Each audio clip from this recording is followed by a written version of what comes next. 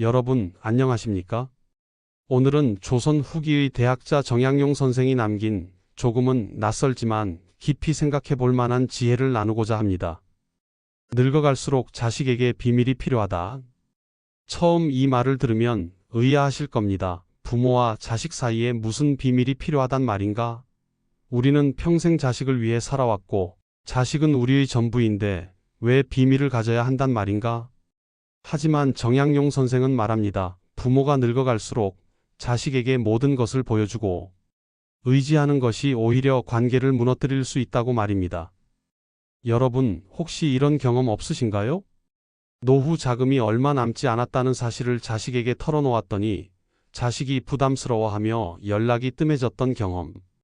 몸이 아프다는 말을 자주 했더니 자식이 짜증을 내거나 또 그러시네라며 무시하던 순간. 자식에게 모든 재산과 계획을 알렸더니 자식이 당연하게 여기며 존중하지 않던 때. 정약용 선생은 이런 상황을 300년 전에 이미 꿰뚫어 보셨습니다. 그리고 우리에게 이렇게 말합니다. 부모는 자식에게 일정한 거리와 품위를 유지해야 한다. 그것이 서로를 존중하고 관계를 오래 지속하는 길이다.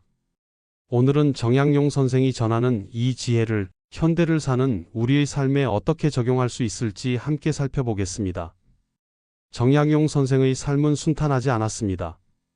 그는 천주교 신자였던 형제들과 연루되어 18년간 전라도 강진으로 유배를 갔습니다. 권력의 중심에서 한순간에 변방으로 쫓겨난 것이지요. 가족과 떨어져 홀로 지내며 죽음의 문턱을 여러 번 넘나들었습니다. 그런 고난의 시간 속에서 정약용 선생은 오히려 인간의 본질과 관계의 본질을 깊이 탐구했습니다. 그리고 두 아들에게 편지를 보냅니다. 그 유명한 유배지에서 보낸 편지입니다.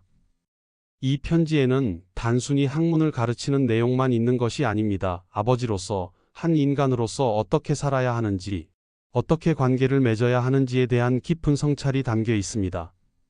정약용 선생은 이렇게 말합니다.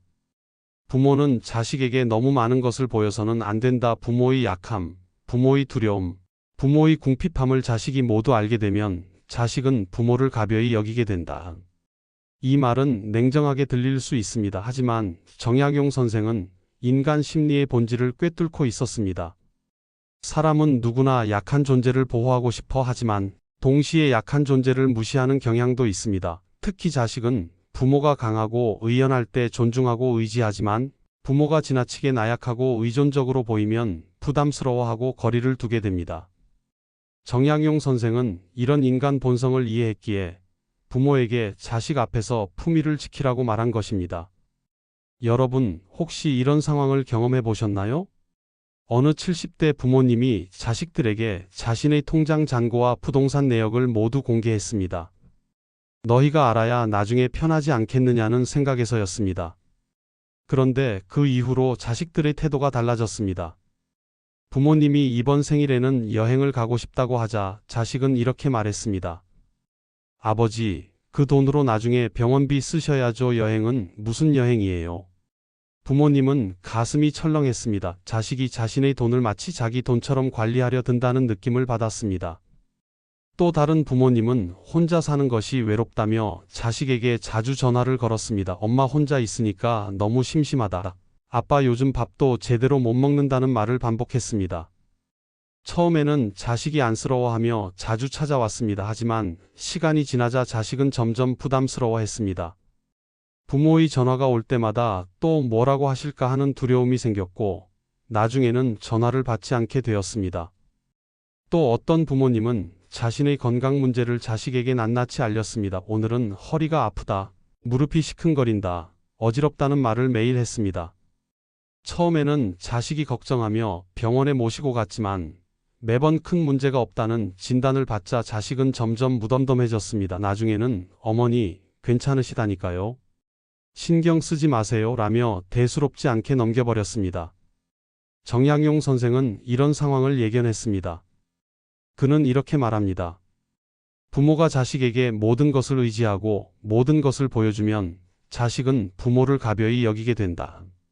부모는 자식 앞에서 일정한 위엄과 품위를 유지해야 한다.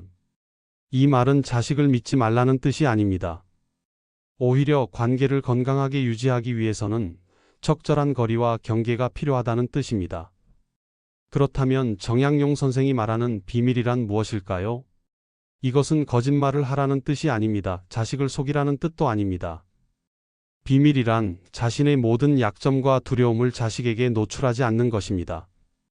구체적으로 어떤 것들을 의미할까요? 먼저 재정적 비밀입니다. 부모는 자신의 재산을 자식에게 모두 공개할 필요가 없습니다. 나는 이만큼 가지고 있고 이만큼은 너희에게 줄 생각이다라고 미리 다 말해버리면 자식은 그것을 기정사실로 받아들입니다. 그리고 부모가 그 돈을 다른 곳에 쓰면 섭섭해하거나 불만을 품게 됩니다. 정약용 선생은 이렇게 말합니다. 재산은 부모가 관리하는 것이다. 자식이 미리 알 필요가 없다. 부모가 살아있는 동안에는 부모의 뜻대로 쓸 권리가 있다. 두 번째는 감정적 비밀입니다. 부모도 외롭고 슬프고 두렵습니다. 하지만 그 모든 감정을 자식에게 쏟아내는 것은 자식에게 짐이 됩니다. 특히 나는 내가 없으면 못 산다. 너만 바라보고 산다는 식의 의존적 표현은 자식에게 부담이 됩니다. 정약용 선생은 이렇게 조언합니다. 부모는 자식 앞에서 의연해야 한다. 외로움이 있어도 스스로 다스릴 줄 알아야 한다. 자식은 부모를 위로하는 존재가 아니라 부모가 키워서 세상에 내보낸 독립된 존재다. 세 번째는 건강적 비밀입니다. 몸이 아픈 것은 자연스러운 일입니다. 하지만 사소한 통증까지 자식에게 일일이 보고하면 자식은 점점 무감각해집니다. 정약용 선생은 이렇게 말합니다. 큰 병이 아니라면 스스로 관리하고 스스로 견뎌라. 자식에게 의지하는 것이 습관이 되면 자식은 부모를 짐으로 느끼게 된다. 오늘날에도 정약용 선생의 지혜는 유효합니다. 어느 80대 할머니는 자식들에게 절대 돈 이야기를 먼저 꺼내지 않았습니다. 용돈을 줄 때도 이건 내가 쓰고 남은 돈이니 받아라고 했지 이게 전부다라고 말하지 않았습니다. 자식들은 어머니가 얼마나 가지고 있는지 정확히 몰랐지만 그래서 오히려 어머니를 함부로 대하지 않았습니다. 어머니는 언제나 자신의 영역을 지켰고 자식들은 그 영역을 존중했습니다. 그 할머니는 90세가 넘어서도 자식들에게 존중받으며 살았습니다. 반면 어느 부모님은 자식에게 모든 것을 의지했습니다. 통장도 자식에게 맡기고 집 열쇠도 자식에게 주고 모든 결정을 자식에게 물었습니다. 처음에는 자식이 효자처럼 보살폈지만 시간이 지나자 자식은 부모를 마치 관리 대상처럼 대했습니다. 아버지, 이건 하지 마세요. 이건 위험해요. 이건 낭비예요. 부모는 자신의 삶이 자식의 통제 아래 들어간 것 같은 느낌을 받았습니다. 정약용 선생은 이렇게 말합니다. 부모가 자식에게 모든 것을 맡기면 자식은 부모를 어린 아이처럼 다루게 된다. 부모는 죽는 날까지 자신의 삶을 스스로 책임져야 한다. 여기서 한 가지 더 짚고 넘어가야 할 점이 있습니다.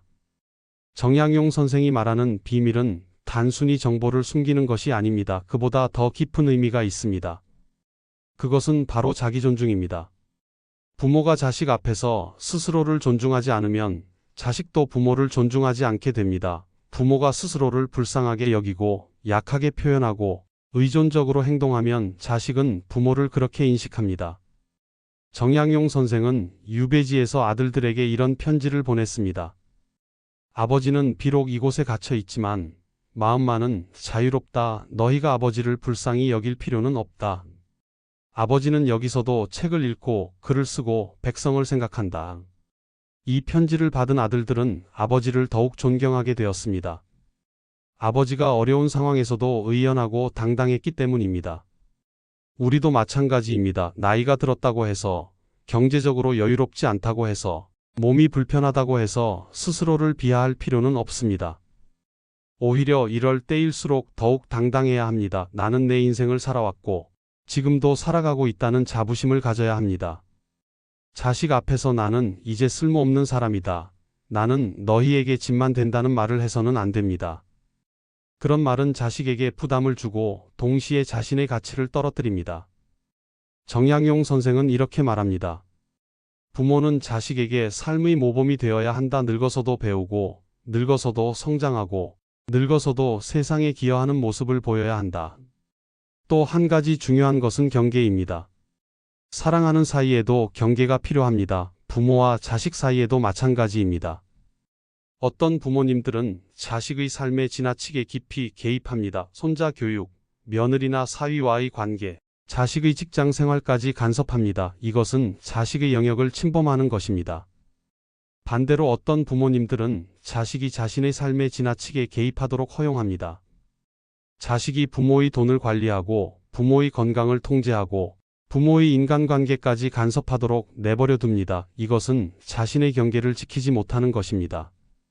정약용 선생은 이렇게 말합니다. 각자의 삶은 각자의 것이다. 부모는 자식의 삶을 존중해야 하고 자식도 부모의 삶을 존중해야 한다. 서로의 영역을 침범하지 않는 것이 진정한 효도이고 진정한 사랑이다. 건강한 관계는 적절한 거리에서 비롯됩니다. 너무 가까우면 서로를 질식시키고 너무 멀면 소원해집니다. 적당한 거리를 유지하면서도 따뜻한 마음을 나누는 것, 그것이 지혜로운 관계입니다. 정약용 선생의 지혜를 우리 삶에 어떻게 적용할 수 있을까요? 첫째, 재정적 독립을 유지하십시오. 자식에게 통장을 맡기지 마세요. 스스로 관리할 수 있는 한 자신의 돈은 자신이 관리하세요. 재산 규모를 자식에게 상세히 알릴 필요가 없습니다. 적당히 있다, 걱정 말아라 정도로 말하세요. 유산 계획은 생각해두되 미리 자식에게 다 말할 필요는 없습니다. 둘째, 감정적 의존을 줄이십시오. 외로움은 자연스러운 감정이지만 그것을 자식에게만 의지해서는 안 됩니다. 친구, 취미, 봉사활동 등 자신만의 삶의 영역을 만드세요. 자식에게 전화할 때 심심해서, 외로워서라는 말 대신 내 목소리가 듣고 싶어서라고 표현하세요. 셋째, 건강 문제는 선택적으로 공유하십시오. 사소한 통증은 스스로 관리하세요. 모든 것을 자식에게 보고할 필요는 없습니다. 큰 병이나 중요한 건강 문제만 자식에게 알리세요. 나는 괜찮다는 말을 자주 하세요. 그것이 자식을 안심시킵니다. 넷째, 자신만의 공간과 시간을 지키십시오. 자식의 집에 자주 가지 마세요. 초대받았을 때 가세요. 자식이 방문했을 때도 지나치게 오래 머물게 하지 마세요. 나는 내 집이 편하다는 말을 자연스럽게 하세요. 다섯째, 품위를 유지하십시오. 옷차림을 단정히 하고 외모를 가꾸세요. 말투를 조심하세요. 하소연하는 말, 의존하는 말을 줄이세요. 자식 앞에서도 당당하게 자신의 의견을 말하세요. 존중받는 노년과 무시당하는 노년의 차이는 무엇일까요? 존중받는 노년은 자신의 삶을 스스로 관리합니다. 자식에게 의존하지 않고 독립적입니다. 적당한 거리를 유지하며 자식의 삶을 존중합니다. 감정적으로 안정되어 있고 의연합니다. 자신만의 취미와 관계망이 있습니다. 반면 무시당하는 노년은 모든 것을 자식에게 의지합니다. 재정적으로, 감정적으로, 신체적으로 자식에게 의존합니다. 자식의 삶에 지나치게 간섭하거나 반대로 지나치게 매달립니다. 하소연과 불평이 많습니다. 자신의 삶이 없고 자식만 바라봅니다. 정약용 선생은 이렇게 말합니다. 부모가 스스로를 존중해야 자식도 부모를 존중한다. 부모가 스스로를 가볍게 여기면 자식도 부모를 가볍게 여긴다. 여러분께 몇 가지 질문을 드리고 싶습니다. 나는 자식에게 지나치게 많은 것을 보여주고 있지는 않은가? 나는 자식에게 의존하지 않고 내 삶을 스스로 책임지고 있는가? 나는 자식 앞에서 품위를 유지하고 있는가? 아니면 약하고 의존적인 모습만 보이고 있는가? 나는 자식의 존중을 받고 있는가? 아니면 자식의 동정이나 부담을 받고 있는가? 이 질문들에 솔직하게 답해 보십시오. 만약 자신이 자식에게 지나치게 의존하고 있다면 오늘부터라도 조금씩 거리를 두십시오. 만약 자신이 자식 앞에서 나약한 모습만 보여왔다면 오늘부터라도 의연한 모습을 보이십시오. 정약용 선생은 말합니다. 늙어갈수록 자식에게 비밀이 필요하다. 이것은 자식을 속이라는 말이 아닙니다. 자식과 적절한 거리를 유지하고 스스로의 품위를 지키라는 말입니다. 오늘 우리가 배운 교훈을 정리하면 이렇습니다. 첫째, 재정적 독립을 유지하라. 자신의 돈은 자신이 관리하고 자식에게 모든 것을 공개하지 마세요. 둘째, 감정적 의존을 줄여라. 외로움을 자식에게만 의지하지 말고 자신만의 삶의 영역을 만드세요. 셋째, 품위를 지켜라. 자식 앞에서도 당당하고 의연한 모습을 유지하세요. 그것이 존중받는 길입니다. 여러분, 우리는 평생 자식을 위해 살아왔습니다. 자식을 낳고, 키우고, 가르치고, 희생했습니다. 하지만 이제는 우리 자신을 위해 살 때입니다. 자식에게 모든 것을 보여주고, 모든 것을 의지하는 것이 사랑이 아닙니다. 오히려 적절한 거리를 유지하고, 서로를 존중하는 것이 진정한 사랑입니다. 정약용 선생은 300년 전에 이미 이 진리를 알고 계셨습니다. 늙어갈수록 자식에게 비밀이 필요하다. 이 말은 자식을 멀리하라는 뜻이 아니라 자신을 존중하고 자식도 존중하라는 뜻입니다.